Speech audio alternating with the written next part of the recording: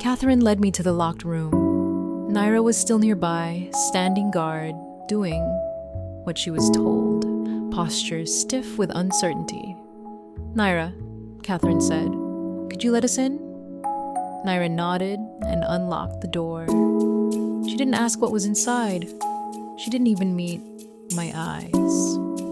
She just held the door open, and as it clicked shut behind us, I felt the air change. The room was dim, lit only by the soft amber glow of overhead lights. And at the center, it waited. My breath caught. There it was, the machine. It looked like a chair, but not like anything I'd ever seen. It wasn't assembled. It was sculpted. A presence, not a product. The base was a deep matte black, textured like nothing human hands had forged. It resembled the Antikythera mechanism, but darker, like its shadow. The seat rose above it like a throne, brass and gold alloy gleaming with quiet menace. Gears lined its sides like ribs. Small levers, dials, strange watch-like controls curled around the armrests like petals. It was ancient and somehow alive. "What is it?" I asked, my voice barely a whisper. "A replica," Catherine said, "of an ancient NoEye artifact." NoEye? I blinked. That's a modern art movement. Installations, illusions, performance pieces. Catherine smirked. She didn't answer. Something clicked in me. "Wait, when you said I'm in the movement, you meant NoEye? You meant this?" "In a manner of speaking," she replied. I stepped closer, unable to look away. "Is this some new direction for NoEye? A physical experience?" "The black part," she said, "is based on the Antikythera mechanism, which science barely understands. The upper part, that's a replica of something most people have never heard of. It was smuggled, hidden, whispered about. It came from the same shipwreck, and it was meant to be used with the mechanism." My heart thundered. I didn't know if I was terrified or thrilled. Catherine looked at me, her eyes calm. "Would you like to try it?" she asked. I hesitated. My eyes drifted to the seat. Something about it called to me. It didn't look threatening, but it didn't look innocent either. "It won't harm you," Catherine said. "It will only reflect what's already there." I took a breath, one step, then another. The footrest creaked slightly beneath me as I climbed onto the chair. I felt like I was doing something irreversible, not dangerous, but defining. Every part of my body felt exposed, not to her, not even to the machine, but to something else, something watching, waiting. I settled in. The seat cradled my back like it had been shaped for me. It was warm where I expected cold. The armrests hugged my arms gently. Brass, dark wood, something metallic underneath. "It's nicer than I thought," I murmured, "for something so old." "Close your eyes," Catherine said. I obeyed. "Now pull the first lever." My fingers found it easily. The polished brass felt like it had been touched by many hands. I pulled it down slowly. The machine stirred. A low hum at first, so faint it felt more like vibration than sound. Then something shifted. The seat moved. Not fast, not violently. It rotated in a slow, wide arc, as if charting some ancient path across a star map. Then came another movement, subtler, underneath the first. A tilt. A second axis, a counterbalance. I exhaled. I felt it. Not in the machine. In me. Like something inside me unwound. Like tension I hadn't realized I was carrying suddenly dropped away. My thoughts softened. My breath deepened. The movement wasn't disorienting. It was calming. Gentle. "It's like those things you put babies in," I said, half laughing. "Those rockers, baby bouncers." Catherine didn't answer. I could feel her watching, but her silence didn't intrude. It just waited. I reached for one of the dials, just a slight adjustment. The machine responded instantly. A tilt change, a smoother arc. I pulled another lever. A new rhythm emerged, like a waltz layered beneath a lullaby. Then, peace. A profound, humming peace. My limbs felt weightless, my mind stretched. Not in a way I could see, but in a way I could feel. Like a thread tugging gently from somewhere impossibly far away. It wasn't pulling me apart. It was calling me home. I was aligning. That was the only word I could think of. Aligning with something I hadn't known I was missing. And then, something twisted. It wasn't the machine. It was me. Something inside me, like a thread inside me, pulled the other way. My chest tightened.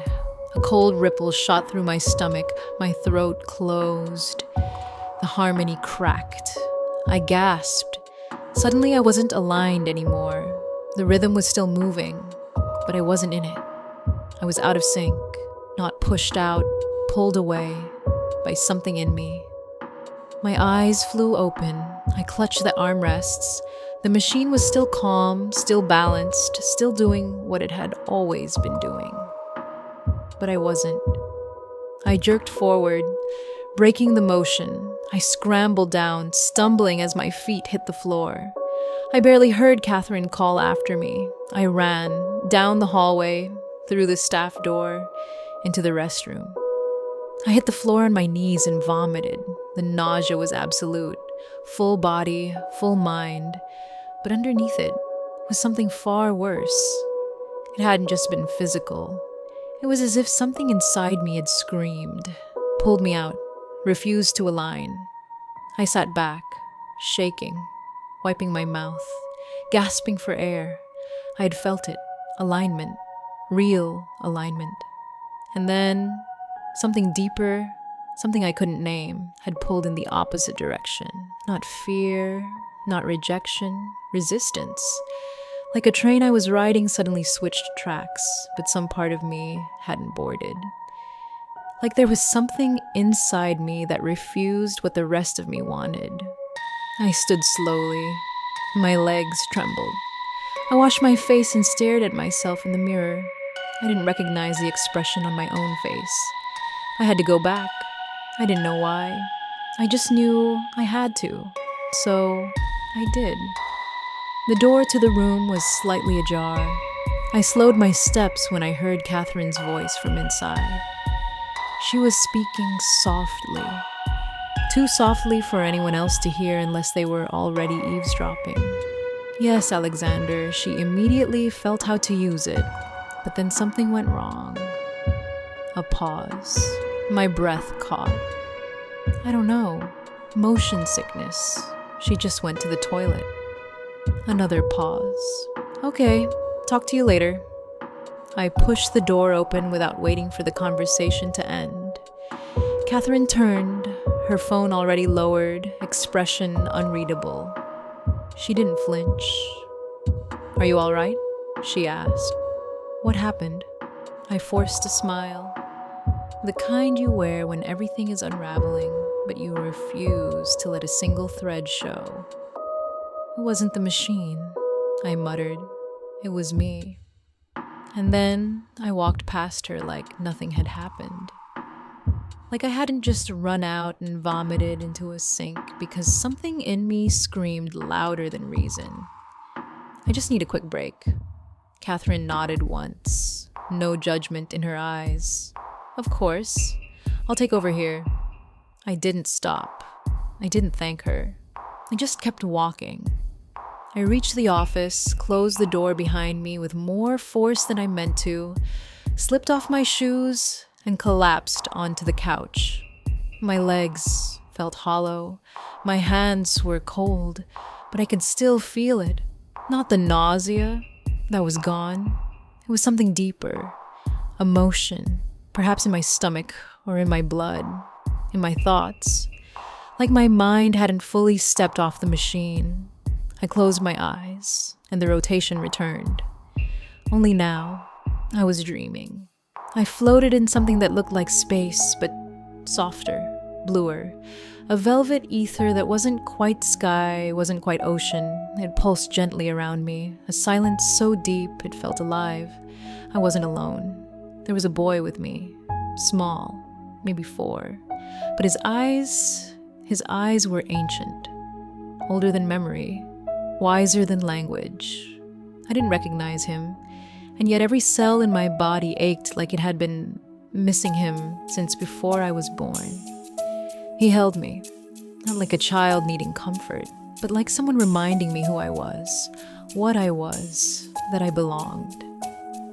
We moved together, slowly orbiting each other like stars trying to collapse into one sun, like 2 halves of a constellation that had been torn apart and were trying to remember the shape they made together. But even in that pull, even in that closeness, I felt it again. He was pulling in a different direction, not violently, not even intentionally, just different. Like a compass that pointed to a truth I didn't yet understand, and I was still turning the other way. I woke up drenched in sweat, my skin damp, my breath short and uneven. I sat up slowly, brushing my hair back from my forehead. My fingers shook. "Oh no," I whispered to the empty room. "Hold it together. You're not weak. Not here."